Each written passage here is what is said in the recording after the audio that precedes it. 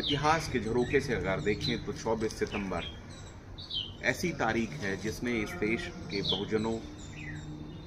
का सामाजिक और जो राजनीतिक जीवन था उसमें एक बड़ा क्रांतिकारी बदलाव था। आज ही के दिन 24 सितंबर 1873 में महामना ज्योतिबा राव फुले ने सत्यशोधक समाज की स्थापना की थी और आज ही के दिन 14 सितंबर 1932 को पूना पैक्ट साइन हुआ था। ये दोनों ऐसी घटनाएं जिन्होंने बहुजनों को अपने पैरों पे खड़ा होना सिखाया, उनके लिए समाज में एक स्थान की व्यवस्था भी कह सकते हैं हम, इन दोनों घटनाओं के माध्यम से हुई। शिक्षा और राजनीति में भी उनके लिए एक स्थान इन दोनों घटनाओं के माध्यम से बना। सत्यशोधक समाज जिसकी स्थापना 24 सितंबर 1873 में हुई थी, उसका मेन मकसद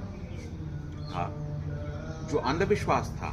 जो डिप्रेस्ड क्लासेस के बीच में अंधविश्वास था, उस अंधविश्वास को, जो उनके अंदर धार्मिक जड़ता थी, जो पाखंडवाद को लेकर एक नजरिया था उनका, उसको दूर करने के लिए सत्यशोधक समाज की स्थापना की थी, जिसके माध्यम से वो लोगों के बीच में जाते थे और शिक्षा की जो अहमियत थी उसके बारे में लोगों को बताते थे। और पूना पैक्ट के माध्यम से बाबा साहब ने इस देश